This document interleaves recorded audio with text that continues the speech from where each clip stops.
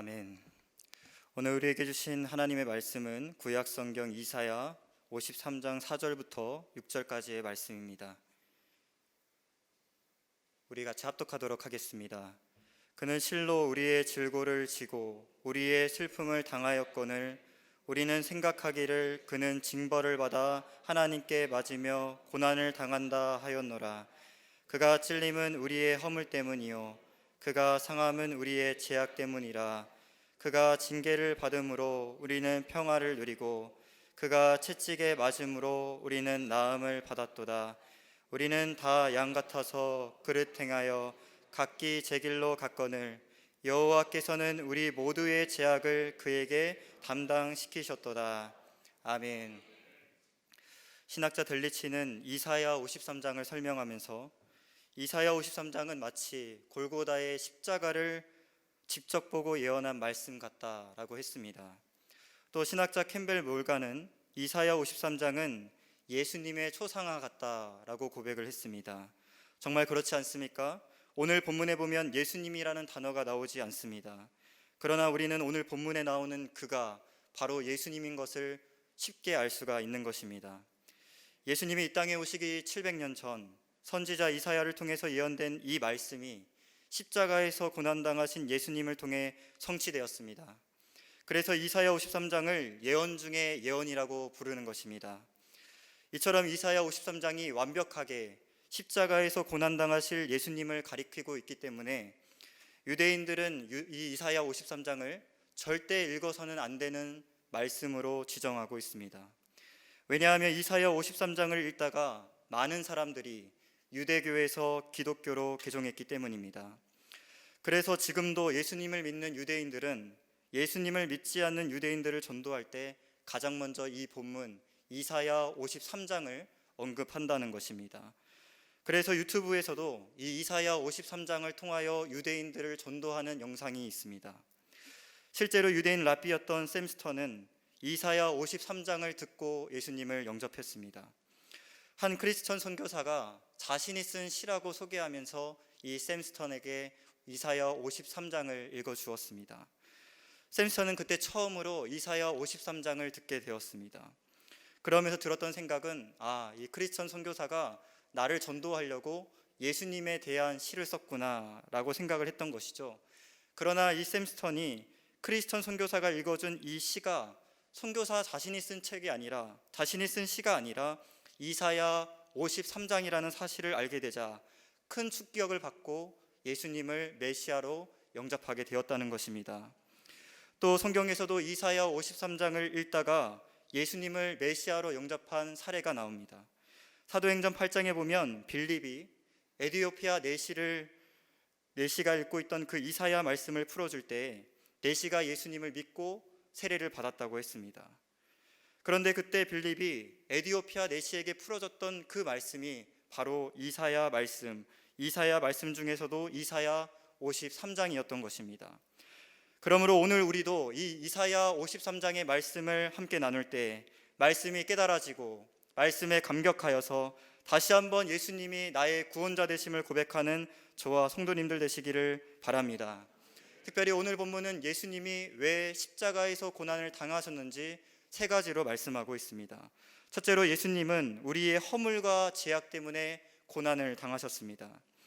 오늘 본문 이사야 53장 4절부터 5절 상반절에 보시면 그는 징벌을 받아 하나님께 맞으며 고난을 당한다 하였노라.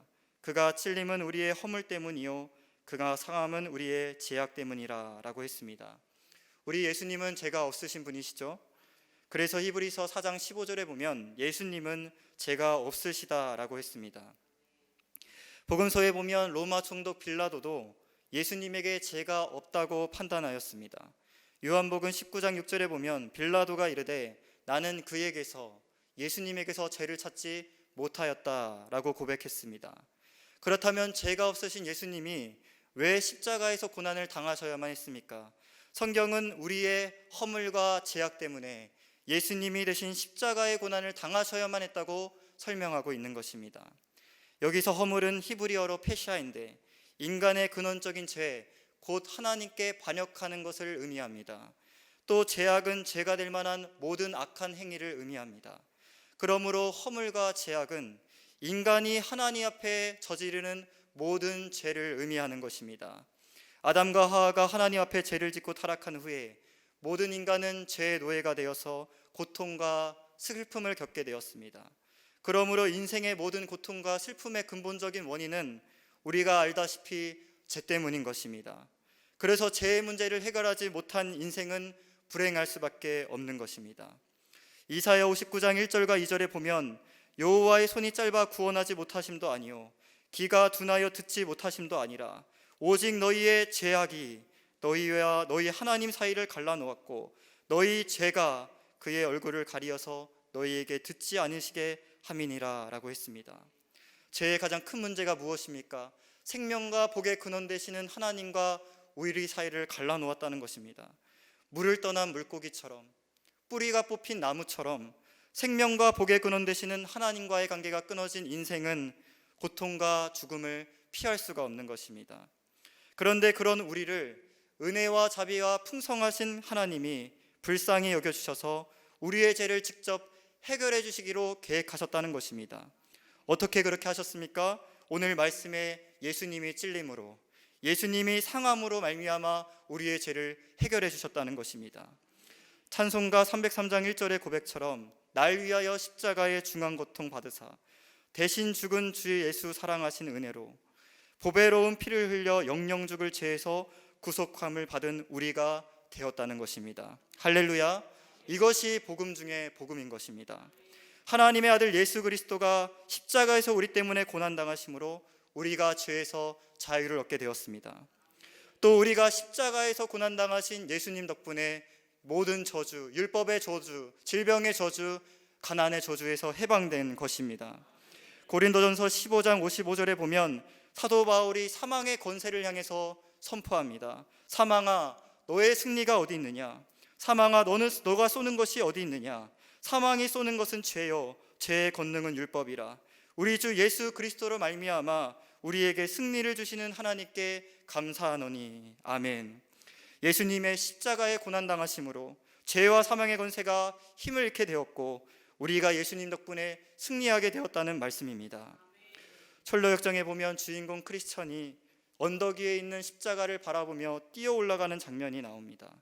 크리스천이 십자가 앞에 이르자 그의 어깨에 있던 무거운 잿짐이 단번에 풀려지게 됩니다. 그리고 십자가를 바라보며 그가 고백합니다. 주께서 괴로움을 당함으로 내게 평안을 주셨고 주께서 목숨을 버리사 내게 영생을 주셨나이다. 크리스천은 그 고백을 하면서 기쁨이 넘쳤고 두 눈에서는 눈물이 쏟아졌습니다. 그리고 다시 찬양하기 시작하는데 지금까지 난 무거운 잿짐을 지고 다녔네. 이곳에 오기 전까지는 나는 슬픔과 고통의 짐을 벗어버리지 못했다네. 아, 여기서부터 십자가에서부터 내게 참된 행복이 시작되었구나. 복된 십자가여, 나의 수치를 받으신 그분을 영원히 찬양할지라. 이것이 바로 저와 성도님들의 동일한 고백인 줄 믿습니다. 노르웨이의 어느 도시에 양해교회라고 크고 유명한 교회가 있었다고 합니다. 그 교회는 양해교회라는 이름뿐만 아니라 종탑 밑에 한 마리 양이 새겨져 있었습니다. 이 교회의 이름과 종탑 밑에 양이 들어간 사연이 있었습니다. 교회를 건축할 때 한 인부가 교회의 종탑을 달기 위해서 높은 곳에서 작업을 하고 있었습니다. 그런데 이 인부가 작업을 하던 도중에 실수로 발을 잘못 디뎌서 미끄러져 떨어지고 말았습니다. 멀리서 인부가 떨어지는 걸 본 성도들은 저 인부가 죽고 말았다. 이제 어떡하지? 고민을 하게 되었다는 것입니다. 놀랍게도 그런데 인부는 다친 데 하나 없이 멀쩡히 그 자리에 서 있었던 것입니다. 대신 인부가 떨어진 그 자리에 한 마리의 어린 양이 깔려 죽어 있었다는 것입니다. 그래서 사람들은 이 인부의 목숨을 대신하여 죽은 이 어린 양을 기념하기 위해서 교회 이름을 양의 교회라고 하고 종탑 아래다가 양의 그림을 새겨 놓은 것입니다. 성도님들, 이 어린 양은 한 사람의 목숨을 구하고 죽었으나 하나님의 어린 양 예수님은 요한복음 1장 29절에 세상 모든 죄를 지고 죽으셨기 때문에 오늘 우리 모두를 구하신 것을 믿으시길 바랍니다. 오늘 이 저녁 우리 모두를 죄에서 구원하신 그 예수님을 더욱 사랑하시고 더욱 찬양하시는 저와 성도님들 되시기를 바랍니다. 아멘. 둘째로, 예수님은 우리에게 평화를 주시기 위해서 고난을 당하셨습니다. 오늘 본문 이사야 53장 5절 중반절에 보시면 그가 징계를 받음으로 우리는 평화를 누리고 라고 했습니다. 예수님이 고난을 당하심으로 우리가 평화를 누리게 되었다는 것입니다. 아담과 하와가 하나님 앞에 죄를 짓고 나서 가장 먼저 했던 행동이 창세기 3장 8절에 나옵니다. 하나님의 낯을 피하여 숨었다. 죄로 인한 수치와 두려움 때문에 그들은 하나님을 피하여 숨은 것입니다. 이것이 죄 가운데 있는 사람들의 전형적인 모습입니다. 하나님과의 화평한 관계가 깨진 것이죠. 하나님과 화평한 관계가 깨어진 인간은 늘 죄책과 두려움과 불안함 속에서 살 수밖에 없는 것입니다. 그래서 위대한 성자 어거스틴은 하나님이 우리로 당신을 향하여 살도록 창조하셨으므로 우리의 마음이 하나님 안에서 안식할 때까지는 평안을 누릴 수 없다라고 고백을 했습니다. 그러므로 인생의 모든 불행은 하나님과의 화평한 관계가 깨어져서 오는 것임을 기억하시길 바랍니다. 그런데 감사하게도 하나님은 우리의 관계를 다시 화평하게 할 계획을 세우셨고 그 계획을 이루고 말았습니다. 창세기 3장에 보면 아담과 하와가 죄짓고 나서 수치와 두려움으로 인하여 무화과 나무 잎으로 치마를 엮어 만듭니다. 그러나 무화과 잎으로는 죄와 수치를 지울 수가 없었습니다.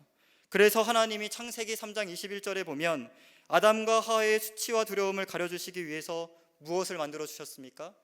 가죽옷을 만들어 주셨습니다. 여기서 가죽옷은 앞으로 하나님이 우리와 어떻게 화평한 관계를 만들지 보여주는 포즈, 사인이 된 것입니다. 사람으로서는 죄와 수치를 해결할 수 없으나 하나님을 할 수 있다는 것입니다. 가죽옷은 다른 짐승의 희생으로 만든 것이죠. 이 짐승은 사람의 수치와 두려움을 가리고자 자신의 목숨을 내어준 것입니다. 바로 이 가죽옷을 상징하는 분이 누구십니까? 바로 예수님인 것입니다. 마찬가지로 죄 없으신 예수님께서 하나님과 우리의 관계를 다시 화평하게 하기 위해서 십자가의 고난을 당하신 것입니다. 사도 바울은 이 진리에 대해서 분명하게 알고 있었습니다. 그래서 로마서 5장 1절에 보면 그러므로 우리가 믿음으로 의롭다 하심을 받았으니 우리 주 예수 그리스도로 말미암아 하나님과 우리가 화평을 누린다 라고 고백을 했습니다. 또 로마서 5장 10절과 11절에 보십시오. 곧 우리가 원수 되었을 때 그의 아들의 죽으심으로 말미암아 하나님과 화목하게 되었다고 고백하고 있는 것입니다. 그러므로 우리가 예수님 덕분에 하나님과 화평한 관계가 되었다는 것을 믿으시길 바랍니다. 예수님의 십자가를 믿는 우리는 더 이상 하나님과 원수 관계가 아닙니다. 예수님으로 말미암아 하나님은 우리의 아버지가 되신 것입니다. 그러나 가정에서도 부모와 자식 사이가 아무리 좋아도 자식들 사이의 관계가 좋지 않으면 그 관계가, 그 가족이 화평하지 못한 것이죠. 그래서 하나님도 단순히 하나님과 우리 관계만 화평하게 만드시는 것이 아니라 십자가를 통해서 사람과 사람 사이의 관계도 화평하게 만드시는 것입니다. 그래서 예수님도 말씀하시기를 마태복음 5장 9절에 보면 화평하게 하는 자는 복이 있나니 그들이 하나님의 아들이라 일컬음을 받을 것이요 라고 했습니다. 우리가 사람과 사람 사이의 화평을 이루고자 할 때 그것을 통하여 비로소 우리가 하나님의 아들이라 인정을 받게 된다는 말씀인 것입니다. 또 예수님은 마태복음 5장 23절과 24절에 보시면 그러므로 예물은 제단에 드리려다가 거기서 내 형제에게 원망을 들을 말이 있거든 예물을 제단 앞에 두고 먼저 가서 형제와 화목하고 그 후에 와서 예물을 드리라고 했습니다. 예배를 드리는 것 자체가 귀합니다. 하지만 예배 전에 원망을 산 형제가 있다면 그 관계를 회복하고 나서 예배를 드리라는 것입니다. 그럴 때 그 예배가 하나님 앞에 온전한 예배가 된다는 말씀인 것입니다. 그러므로 하나님과의 관계도 우리가 잘해야 되지만 사람과의 관계도 잘하는 저와 성도님들 되시기를 바랍니다. 압구정 예수교회를 담임하시는 이우성 목사님은 예수님의 십자가의 고난을 다음과 같이 설명하셨습니다. 십자가는 수직적으로 하나님을 사랑하고 수평적으로는 인간을 사랑하는 뜻입니다. 인간의 죄로 말미암아 깨어져 버렸던 하나님과 관계, 인간과의 관계를 회복시키기 위해서 예수님이 십자가에서 화목제물이 되신 것입니다. 아멘. 예수님이 우리에게 화평을 주기 위해서 고난을 당하셨는데 만약에 우리가 하나님과 또 사람과 화평한 관계를 누리지 못한다면 예수님의 고난을 헛되이 하는 일이 되는 것입니다. 그러므로 나를 사랑하사 나를 위하여 십자가에서 고난당하신 예수님을 바라보며 오늘도 하나님과 또 사람 사이에서 화평을 이루기 노력하시는 저와 여러분들 되시기를 바랍니다. 끝으로 예수님은 우리를 낫게 하시기 위해서, 치유하시기 위해서 고난을 당하셨습니다. 오늘 본문 이사야 53장 5절 하반절에 보시면 그가 채찍에 맞음으로 우리가 나음을 받았도다 라고 했습니다. 그러므로 예수님이 고난당하심으로 우리가 치유를 받게 되었다는 말씀인 것입니다. 우리 교회 주보의 신앙 칼럼을 보시면 미국의 유명한 치유 사역자였던 케네스 하긴 목사님의 글이 있습니다. 케네스 하긴 목사님은 하나님의 말씀을 말씀 그대로 믿는 것을 강조했습니다. 오늘 본문에 예수님이 채찍에 맞음으로 나음을 받았다고 했으면, 성경이 정말 그렇게 말씀하고 있다면 정말 그렇게 될 것을 믿으라는 것입니다. 그런데 저를 포함해서 오늘날 많은 그리스도인들이 성경 말씀을 부분적으로만 이해하고 있다는 것입니다. 특히 이런 치유에 대한 말씀을 전하면 성경에서 말하는 치유는 영혼의 치유야, 육체의 치유가 아니야 라고 말하는 사람들이 있다는 것입니다. 그러나 성경을 보십시오. 예수님의 제자들은 영혼의 치유뿐만 아니라 육체의 치유를 믿었습니다. 그들은 머리로만 믿지 않고 체험으로 믿었던 것입니다. 마가복음 16장 18절에 보면 십자가에서 죽으시고 부활하신 예수님이 제자들에게 치유의 능력을 약속하셨습니다. 병든 사람에게 손을 얹은 즉 나으리라. 실제로 예수님의 제자들은 예수 그리스도의 이름으로 치유의 능력을 사용하고 다녔습니다. 사도행전 3장을 보시면 성전 미문에 앉아있던 안진뱅이를 베드로와 요한이 예수 그리스도의 이름으로 낫게 한 것을 우리가 알고 있습니다. 또 사도행전 5장 12절 이하에 보시면 사도들의 손을 통하여 민간에 여러 가지 표적과 기사가 일어나고 모든 병든 자가 다 나았다고 말씀하고 있는 것입니다. 예수님의 제자가 이러한 치유의 능력을 나타날 수 있었던 것은 첫째로 예수님의 말씀을 있는 그대로 믿었기 때문이고, 둘째로 예수님의 말씀을 믿은 것뿐만 아니라 그들이 실제로 그 말씀을 선포하고 행동했기 때문인 것입니다. 놀라운 치유의 능력을 체험했던 사도 베드로는 자신의 편지 베드로전서 2장 24절에 보면 오늘 본문 이사야 53장 5절을 인용하고 있는 것을 볼 수 있습니다. 친히 나무에 달려 그 몸으로 우리 죄를 담당하셨으니 이는 우리로 죄에 대하여 죽고 의에 대하여 살게 하려 하심이라. 그가 채찍에 맞음으로 우리가 나음을 얻었도다. 아멘. 그러므로 성도님들, 치유의 십자가를 붙잡으시기를 바랍니다. 멕시코에서 선교 활동을 하시는 김윤상 선교님의 간증을 들은 적이 있습니다. 김윤상 선교사님은 2018년 10월 어느 날 선교 활동을 마치시고 선교센터에 돌아가시다가 고속도로에서 큰 사고를 당했습니다. 모든 장기가 손상되었고 왼쪽 다리는 골절이 되었습니다. 출혈이 너무도 많았습니다. 도착한 병원에서는 시골 병원이라서 배에 호스를 연결했는데 그게 염증이 나가지고 복막염에 폐혈증까지 겹치게 되었습니다. 그러나 다행히 죽지 않았고 수술을 했지만 의사들은 그 선교사님 가족들한테 가망이 없습니다. 죽음을 준비하십시오 라고 얘기를 했다는 것입니다. 김은상 선교사님은 사고 이후에 24일 동안 의식이 없는 채로 있었습니다.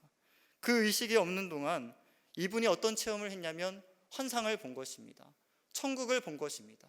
살아계신 예수님을 만났고 그 옆에서 참소하는 사탄을 보았던 것입니다. 근데 이분이 어렸을 때부터 목회자 자녀였거든요. 맨날 어렸을 때 오늘 부목사님이 찬양하셨던 것처럼 보혈 능력 맨날 그것만 들었거든요. 그래서 그 자리에서 다른 생각이 들지 않고 성령의 감동을 따라 이렇게 고백했답니다. 예수 보혈 능력, 예수 보혈 능력. 그렇게 선포할 때 본인이 의식에서 깨어났다는 것입니다. 그리고 지금은 건강이 회복되어서 5대양 6대주를 거니며 예수 보혈 능력을 선포하고 있다는 것입니다.